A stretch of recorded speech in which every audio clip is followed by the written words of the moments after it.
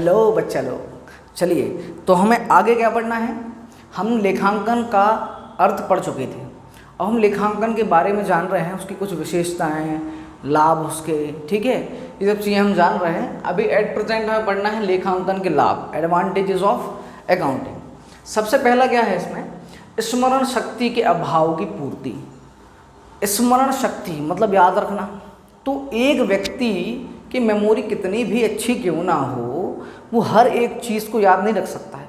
उसके बिजनेस में रोज़ाना बहुत सारे ट्रांजैक्शन होते हैं, पर डे कोई ना कोई माल बिकता है, खरीदता है, कैश में, उधार में, है ना, बहुत सारे ढेर सारे ट्रांजैक्शन होते हैं, ये व्यय वो इनकम, लेकिन वो हर एक चीज़ को याद नहीं रख सकता।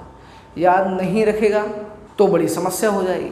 इसलिए वो क्या करता है, हर एक चीज़ को लिखता है, मतलब अकाउंटिंग करता है अपने बिजनेस की, ठीक है। उसमें फुल इन्फॉर्मेशन आपको लिखी होती है, कुछ भी आपको याद रखने की ज़रूरत नहीं है, ठीक है ना। सब कुछ आपका एकदम प्रॉपर सिस्टमेटिक वे में लिखा हुआ है, ठीक है ना। तो ये क्या है, अपनी स्मरण शक्ति के अभाव की पूर्ति कर देती है अकाउंटिंग। फिर क्या है, व्यवसाय से संबंधित सूचनाओं का ज्ञान। तो बिजनेस में जो भी चल रहा है, जो भी हुआ, वो हर एक सूचना अपन को मिल जाएगी। किसको माल बेचा, ठीक है, किससे खरीदा, ये तो अपन को पता चली जाएगा। साथ में अपन को ईयर एंड पर बिजनेस को कितना प्रॉफिट हुआ या लॉस हुआ, ये भी पता चल जाएगा। बिजनेस की आर्थिक स्थिति कैसी है, ये भी पता चल जाएगा। बिजनेस में कितने दायित्व हैं और उसके पास कितनी संपत्तियां हैं, इनकी इन्फॉर्मेशन भी मिल जाएगी। अब थोड़ा सा डाउट आ रहा होगा, सर ये दायित्व और संपत्तियां क्या होती हैं, कब बताओगे? तो बेटा आगे अपन पढ़ेंगे, भी आगे जान लेंगे ये चीज़ें क्या होती हैं, ठीक है ना। वैसे ओवरव्यू तो मैंने आपको बता दिया है पहले ही, तो ये सब चीज़ों का ज्ञान अपन को हो जाएगा, है ना। और व्यापार का उचित मूल्यांकन। हाँ, उचित मूल्यांकन मतलब क्या हुआ, किसी भी चीज़ की वैल्यू करना। जैसे कि हमें अपने बिजनेस को कल के दिन बेचना है, ठीक है, या फिर हमने किसी और के बिजनेस को खरीदना है, तो हम कोई भी चीज़ बेचने या खरीदने के पहले उसकी वैल्यू निर्धारित करते हैं ना, कि कितने का बेचना है। आप एग्जाम्पल लेते हैं, आप अगर खुद एक रेस्टोरेंट है, वो कह रहे भैया हमें ये रेस्टोरेंट को बेचना है, जैसा वो है वैसा का वैसा इसको बेचना है, चालू रेस्टोरेंट को, ठीक है।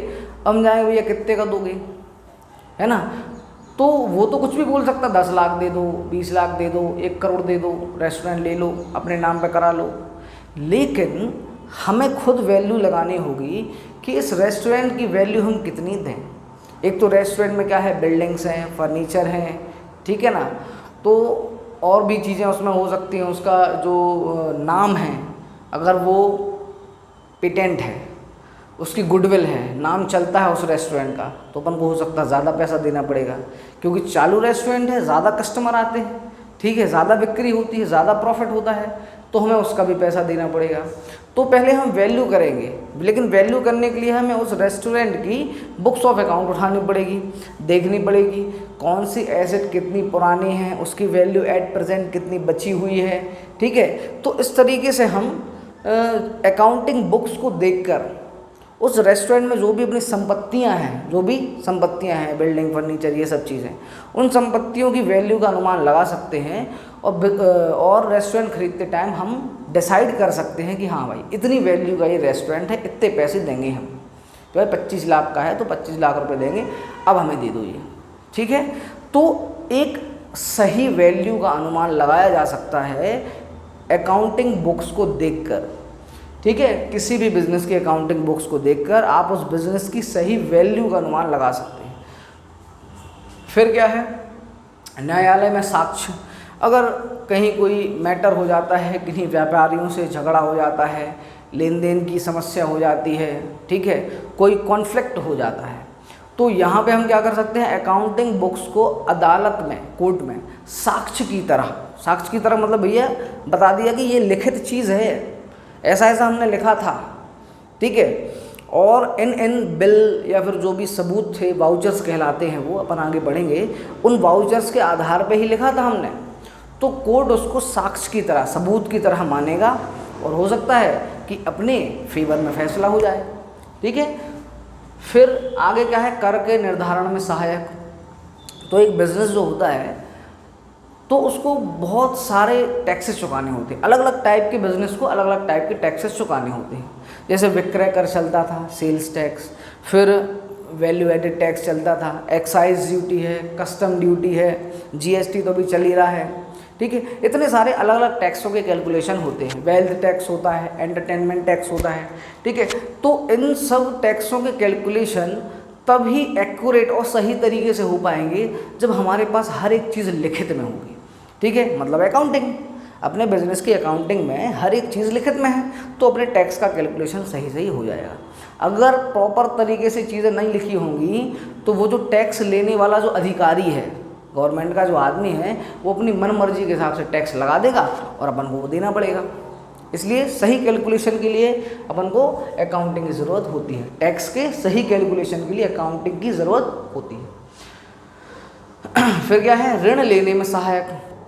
अब देखिए, जैसे आपको लोन चाहिए किसी व्यक्ति से या किसी संस्था से या किसी बैंक से, तो आप एक व्यक्ति हैं, इंडिविजुअल हैं, आप अगर लोन लेने जाते हैं तो सबसे पहले वो आपसे एक पूछेगा, आपकी इनकम क्या है ये बताइए, और आपके पास संपत्तियाँ कितनी हैं ये बताइए। इस चीज़ को देखकर ही हम निर्धारित करेंगे आपको कितना लोन दिया जा सकता है। अगर आपकी इनकम बहुत कम है, संपत्तियाँ भी नहीं हैं, बहुत कम है, तो आपको कम लोन मिलेगा, ठीक है। संपत्तियाँ भी ज़्यादा हैं, इनकम भी ज़्यादा है, तो आपको ज़्यादा बड़ा लोन मिल सकता है। अब बिज़नेस को क्या होता है, ये लोन वगैरह की ज़रूरत पड़ती रहती है अपने बिज़नेस को बढ़ाने के लिए और ज़्यादा आगे ले जाने के लिए, ठीक है। मतलब कि अगर कभी ऐसा होता है, एक बड़ा ऑर्डर मिला कि भैया किसी ने अपन को ऑर्डर दिया तो 20 लाख रुपए का ऑर्डर मिला अपन को, अपने लिए बहुत बड़ा ऑर्डर है 20 लाख रुपए का, ठीक है। तो वहाँ पे क्या होता है, अपन को थोड़ा सा लोन चाहिए पड़ेगा, यार इतने पैसे तो हमारे पास है नहीं। क्यों? क्योंकि अगर किसी व्यक्ति ने हमें 20 लाख रुपए का माल बनाने के लिए ऑर्डर दिया है तो हमें उसका रॉ मटेरियल मतलब कि वही गुड्स जिससे फिनिश्ड गुड का निर्माण किया जाना है, ठीक है। जैसे कि हम कपड़े बनाने वाली फैक्ट्री है, ठीक है, तो शर्ट और जीन्स वगैरह बनेंगे, तो शर्ट और जीन्स क्या है, अपने फिनिश्ड गुड हैं, तैयार माल है ये हमें सप्लाई करने हैं। लेकिन उसके पहले में कपड़ा तो चाहिए पड़ेगा ना, वो जीन्स का कपड़ा चाहिए पड़ेगा, वो शर्ट का कपड़ा चाहिए पड़ेगा, ठीक है। तो पहले ये हम खरीद के लेके आएंगे, फिर हम फैक्ट्री में मैन्युफैक्चर करवाएंगे, फिर हम उसको सप्लाई करेंगे। तो रॉ मटेरियल खरीदने के लिए, मतलब वो कपड़ा खरीदने के लिए हमें पैसा तो चाहिए पड़ेगा। हो सकता है हमारे पास ना हो तो हमें बैंक से लोन की ज़रूरत पड़े कि भैया 1 महीने के लिए आप हमें 20 लाख रुपए का या 15 लाख रुपए का लोन दे दो, हम 1 महीने बाद आपको वापस कर देंगे। तो ये लोन की ज़रूरत पड़ती रहती है बिज़नेस में। तो कभी भी जब लोन की ज़रूरत पड़ती है अपन को, तो हमें अपनी अकाउंटिंग बुक्स ले आके दिखानी होती हैं बैंक को या किसी वित्तीय संस्थान को कि देखो भैया हमारे बिज़नेस की स्थिति कितनी गजब है, मस्त एकदम बेहतरीन प्रॉफिट होता है बहुत ज़्यादा मात्रा में, और बहुत सारी संपत्तियां भी हैं, मतलब स्थिति बहुत बढ़िया है। आप हमें लोन दोगे तो चुका ज़रूर देंगे हम आपका, स्थिति इतनी अच्छी है कि हम चुका पाएंगे, ख़राब नहीं है, तभी मिलेगा लोन। और अगर अकाउंटिंग बुक से पता चला कि आपकी स्थिति गंभीर है, प्रॉफिट हो नहीं रहा है, संपत्तियां हैं नहीं, तो कोई भी बैंक आपको फिर लोन नहीं देगा, ठीक है। आगे क्या है, तुलनात्मक अध्ययन में सहायता प्रदान करना। तुलनात्मक अध्ययन, तुलना किस चीज़ से करनी है, दूसरे बिजनेस से नहीं करनी है तुलना, वो तो बाद का काम है। हमें पहले खुद से कंपेयर करना है। पिछले साल जो हमने अकाउंटिंग बुक्स बनाई थी उनका जो रिज़ल्ट निकला था, उस रिज़ल्ट को हमें इस साल की जो अकाउंटिंग बुक से जो हमें रिज़ल्ट निकला है उसको हम कंपेयर करेंगे, तुलना करेंगे कि यार हमने 1 साल काम तो किया लेकिन आगे बढ़े हैं हम या नहीं बढ़े, कि वैसी स्थिति है या फिर और ज़्यादा ख़राब हो गई। तो ये तुलना करने से ही पता चलेगा, हाँ पिछले साल अपन को 2 लाख का प्रॉफिट हुआ, इस साल अपन को 2.5 का हुआ है, मतलब अपन सही रास्ते पे जा रहे हैं, ठीक है। और साथ में अपन को डिसीजन मेकिंग भी यहाँ से मिल जाएगी। क्यों? क्योंकि जो भी रिज़ल्ट निकलेगा, मतलब कि पिछले साल की प्रॉफिट एंड लॉस और बैलेंस शीट और इस साल के profit and loss balance sheet को तुलना करने से हमें जो भी समझ में आएगी, हाँ अपन ग्रोथ पे जा रहे हैं या फिर कुछ समस्या भी समझ में आ सकती है, उसके आधार पर हम निर्णय ले सकते हैं कि अब आगे किया क्या जाए, ठीक है। तो ये निर्णय लेने में भी सहायक है। फिर क्या है आगे, प्रबंध एवं निर्णय में सहायता प्रदान करना। तो अकाउंटिंग जो है वो हमें बिजनेस को मैनेज करने में बहुत सहायता प्रदान करती है। जो भी कर्मचारी काम कर रहे हैं, ठीक है, उनको वेतन, मजदूरी, ठीक है, ये सब कैलकुलेशन करने में बहुत आसान कर देती है, ठीक है। और मैनेजमेंट का मतलब, प्रबंध का मतलब आप समझते होंगे, आपने सुना होगा क्या, टाइम मैनेजमेंट। तो टाइम मैनेजमेंट का मतलब क्या है, अपने समय को कुछ इस तरह से यूज़ में लेना है कि हम कम से कम समय में ज़्यादा से ज़्यादा काम कर सकें, क्योंकि टाइम लिमिट फिक्स है। व्यक्ति जो है 24 घंटे होते हैं उसके पास, 8 घंटे सोने में गुजार देता है, ठीक है, और 2-4 घंटे उसको लग जाते हैं बाकी अदर कामों में, ठीक है। बाकी जो समय बचता है वो लिमिटेड समय है, ठीक है ना, लगभग वही 14 घंटे, अपने 12 से 14 घंटे, उसमें अपन को ज़्यादा से ज़्यादा काम करना है। कैसे करें, टाइम को वेस्ट ना करके, ठीक है। बस ये टाइम मैनेजमेंट हो गया। बिजनेस में कम से कम समय में और कम से कम रिसोर्सेज के साथ, रिसोर्सेज मतलब कम से कम मनी के साथ, अपन को ज़्यादा से ज़्यादा काम करना है, ये कहलाया गया बिजनेस मैनेजमेंट। और ज़्यादा इसका अर्थ और कुछ नहीं है, ठीक है। चलो, तो ये होते हैं यहाँ पर ख़त्म।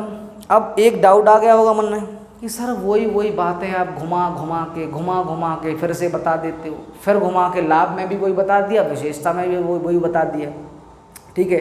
तो क्या करें, अब हम अकाउंटिंग के बारे में बढ़ रहे हैं, तो जो अकाउंटिंग है तो है भाई, है ना, जो हमने उसके बारे में सीख लिया, परिभाषा पढ़ लिया, जान लिया, और उसको और गहराई से जान रहे हैं, तो चीज़ें एक दूसरे से कनेक्टेड ही होंगी, एक दूसरे से लिंक ही होंगी, एक दूसरे के जैसी ही होंगी ना, ठीक है। तो ये तो और अच्छा है।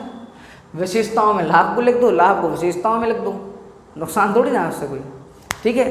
तो अगर चीज़ें आपको समझ आती हैं तो आपको याद कुछ भी नहीं रखना है, रटना कुछ भी नहीं है। एग्ज़ाम में भी मार्क्स रटने वालों को मिल जाते हैं और याद रखने वालों को ही मिल जाते हैं, लेकिन एग्ज़ाम के बाद जो आगे का प्रोग्राम होता है उसमें जो रटने वाला है वो फेल मार जाता है, ठीक है, और जो समझने वाला है वो आगे बढ़ जाता है, ठीक है।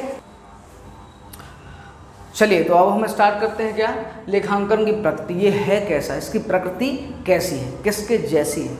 तो हमने देखा कि लेखांकन एक कला है।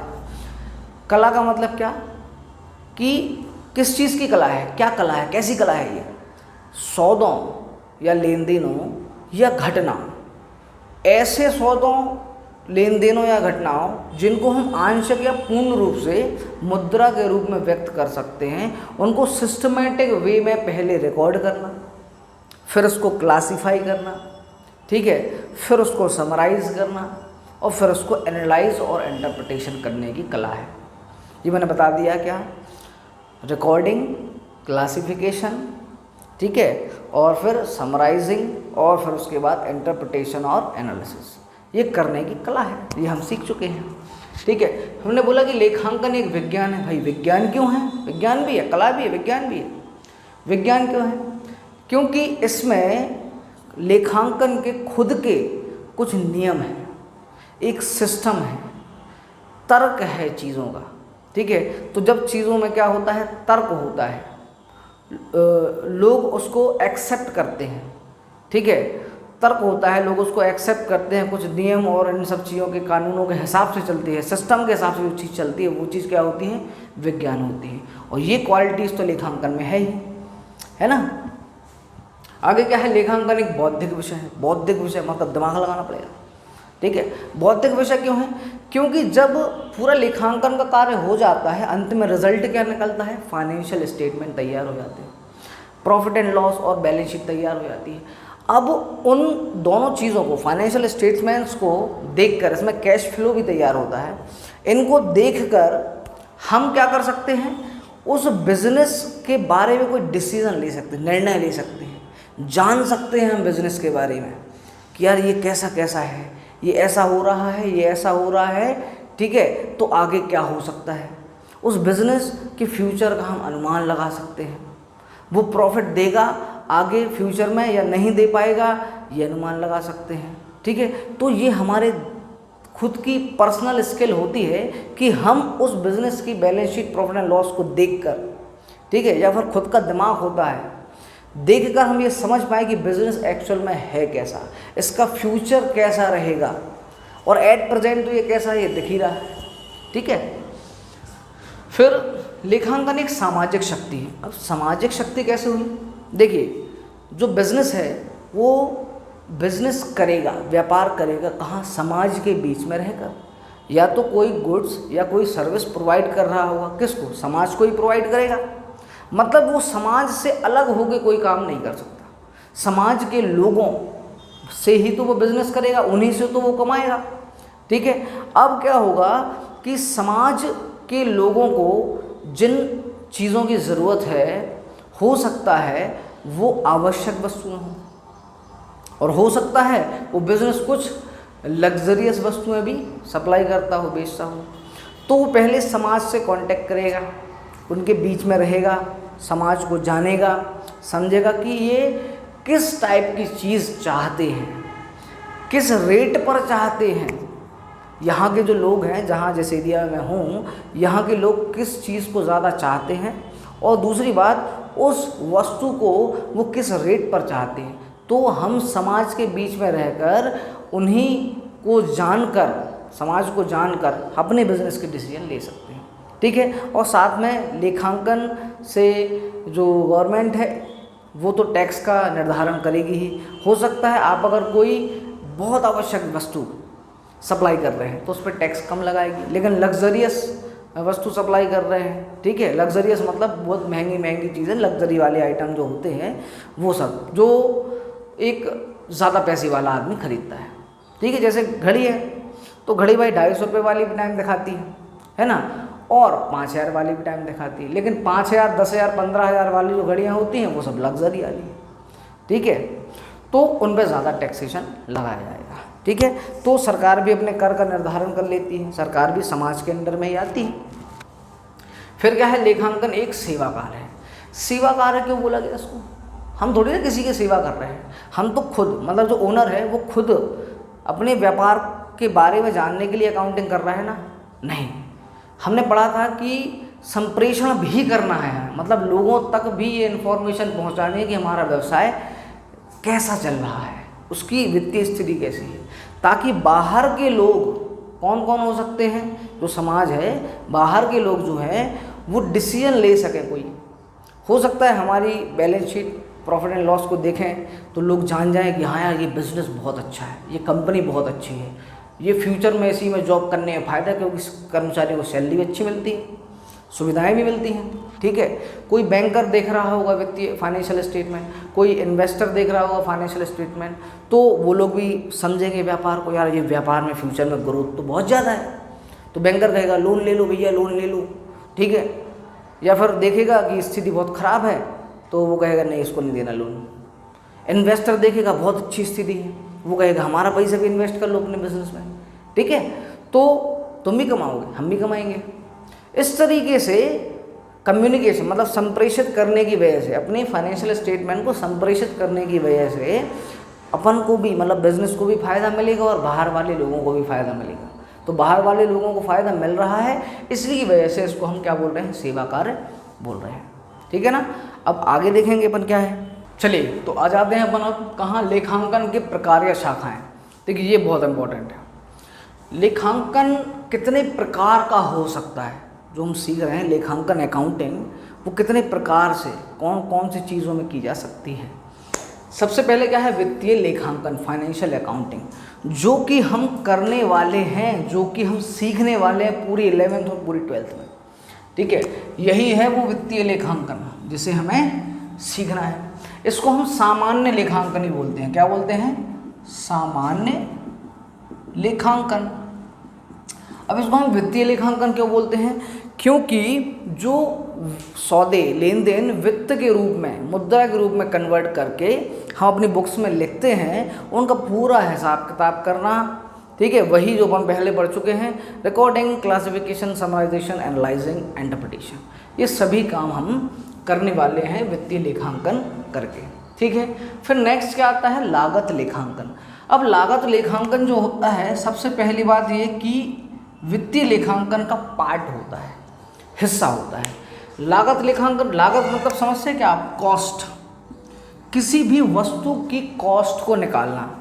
ठीक है, देखिए जब कोई प्रोडक्ट आप मार्केट में देखते हैं उस पर एक MRP या उसकी कुछ वैल्यू होती है बिकने के लिए कि भाई ये जो चीज़ है, जैसे कि हम मान लो कोई बैग है, ठीक है, वो हम देख रहे हैं अच्छा लग रहा है, अपन ने पूछा कितने का है भैया, तो उसने बताया कि सर ये आपको पड़ेगा 500 रुपीज़ का। वो 500 का अपन को बेच रहा है, मतलब ये हुआ कि उसने 500 रुपये में वो बैग तो बनाया नहीं होगा, 500 से कम में बनाया होगा, तब वो 500 में अपन को बेच के प्रॉफिट अपन से कमा लेगा, है कि नहीं।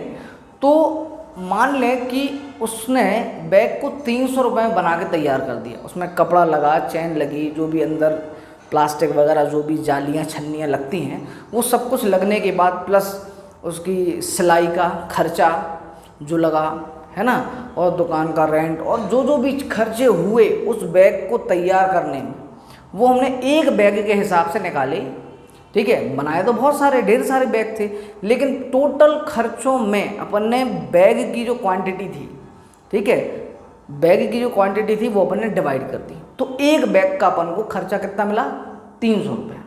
मतलब उस व्यापारी ने 300 रुपये में वो बैग बनाया और अपन को बेचा 500 में, उसने 200 रुपये का प्रॉफिट कमा लिया। अब ये जो काम है 300 रुपये का कॉस्ट निकालना, उस बैग की कॉस्ट निकालना, ये मुश्किल होता जाता है जितना बड़ा बिजनेस होता है। जितने बड़े लेवल पे प्रोडक्शन होता है उतना मुश्किल काम होता जाता है किसी यूनिट की, किसी एक प्रोडक्ट की कॉस्ट को निकालना। कॉस्ट निकालना बहुत ज़रूरी है। अगर हमें कॉस्ट का ही नहीं पता होगा तो ये कैसे हम डिसाइड कर पाएंगे कि उसको हम बेचेंगे कितने में, और अगर इतने में बेचेंगे तो प्रॉफिट कितना बचेगा, हमें कमाएंगे कितना हम। ठीक है, पार्ले जी का पैकेट 5 रुपये का बिकता है, लेकिन 5 का बिकता ज़रूर है, बनता थोड़ी ना 5 में होगा, 5 से कम में बनता होगा भाई। ठीक है, तभी तो वो बनाने वाला है, पार्ले जी बिस्कुट बनाने वाले जो कंपनी है वो उसको 5 में बेच रही है और प्रॉफिट भी कमा रही है। ठीक है ना।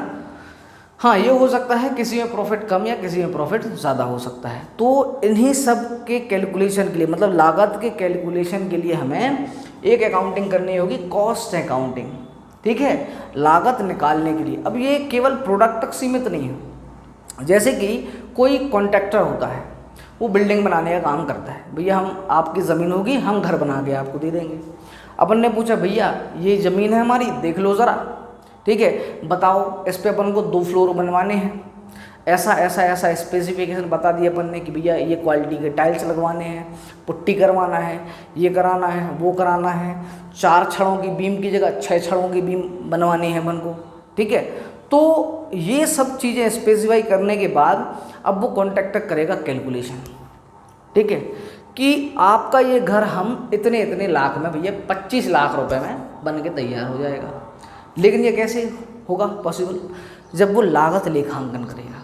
अब वो पूरा घर पे बैठ के हिसाब लगाएगा, पूरे लागत लेखांकन के फॉर्मूले हैं सब लगा देगा कि ये गिट्टी इतने की आई, रेत इतने की आई, ईंट इतने की आई, टाइल्स इतने का आया, ये इतने का आया, मजदूरी इतनी लगी, ये सब इतने इतने इतने इतने खर्चे हुए, अपन को ये घर जो है 20 लाख रुपए में तैयार कर देंगे। मतलब कि 20 लाख रुपए का खर्चा आएगा उस घर को तैयार करने में, 25 हम उससे मंगा लेंगे, 5 लाख का प्रॉफिट हो जाएगा। ठीक है, तो बड़े बड़े जो ठेके होते हैं, कॉन्ट्रैक्ट्स होते हैं, या फिर कोई भी प्रोडक्ट होता है, उन सब की कॉस्ट निकालना बहुत ज़रूरी होता है, क्योंकि तभी हम उसकी सेल प्राइस डिसाइड कर पाएंगे। तो उसके लिए हमें लागत लेखांकन करनी पड़ती है, लेकिन अपन को अभी ये नहीं पढ़ना है, आपको ग्रेजुएशन लेवल पर ये लागत लेखांकन पढ़ाई जाएगी। आगे आता है प्रबंध लेखांकन। प्रबंध मतलब क्या, मैनेजमेंट। चीज़ों को हमें मैनेज करना है कम से कम रिसोर्सेज में, कम से कम रिसोर्सेज मतलब क्या, अभी आप वित्त समझ लीजिए, पैसा समझ लीजिए। ठीक है, वो अपना एक रिसोर्स है। लोग जो हैं हमारे, जो कर्मचारी हैं, वो भी हमारे रिसोर्स हैं।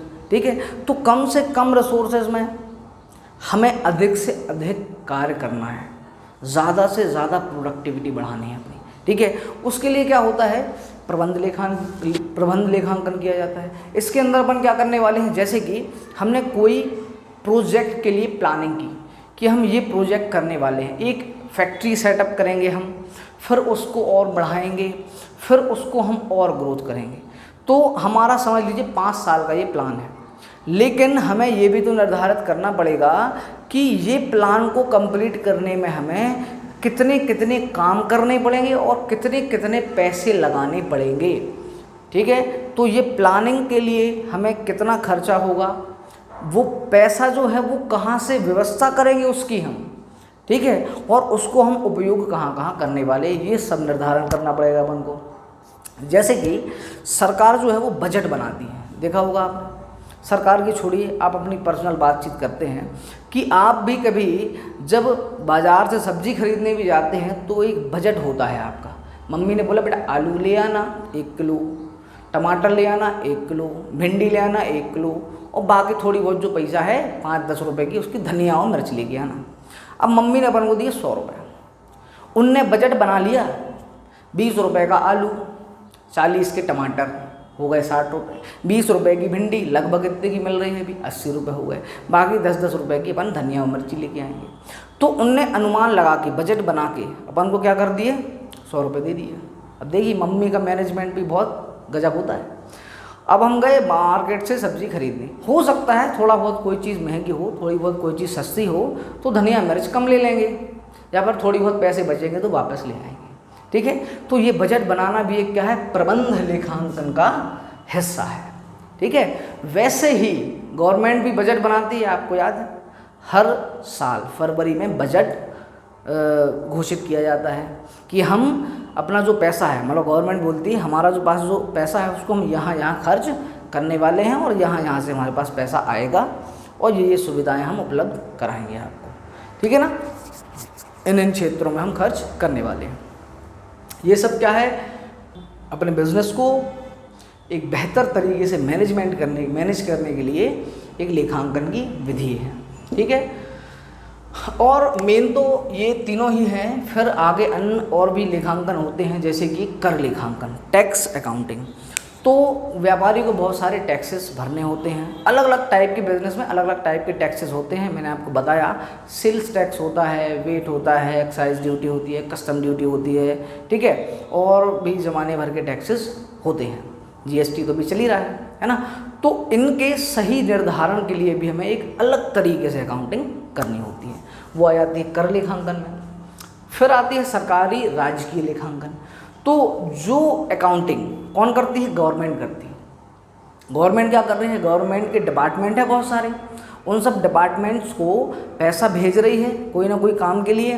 ठीक है, तो जैसे सेंट्रल गवर्नमेंट, स्टेट गवर्नमेंट की अलग लेखांकन होगी, सेंट्रल की अलग होगी। अब ये शहरों में नगर निगम नगर पालिका होती है, इसकी अलग लेखांकन होगी, क्योंकि ये सब सरकारी डिपार्टमेंट हैं और वो कहाँ कहाँ कितना कितना खर्च कर रहे हैं पैसा, ठीक है, वो उस चीज़ का हिसाब रख रहे हैं। फिर आगे आए हम, क्या मिला हमें, सामाजिक लेखांकन, सोशल अकाउंटिंग। सामाजिक मतलब ये गवर्नमेंट का काम है। पूरे के पूरे हमारे इंडिया में, भारत देश में जो भी आर्थिक क्रियाएं चल रही हैं, आर्थिक क्रिया मतलब पैसे से रिलेटेड कुछ चीज़ बन रही है, बिक रही है, पैसा आ रहा है, पैसा जा रहा है, तो कहाँ कहाँ से कितना कैश का फ्लो हो रहा है, इनकम है, कोई खर्चा है। ठीक है, पूरे देश को एक साथ देख रहे हैं कि ये वाली इंडस्ट्री जो है, ये वाला जो इंडस्ट्री है, टेक्सटाइल इंडस्ट्री, यहाँ से इतनी इनकम होती है। ठीक है, यहाँ से ये होता है, वहाँ से वो होता है। आपने जीडीपी का नाम सुना होगा, ग्रॉस डोमेस्टिक प्रोडक्ट।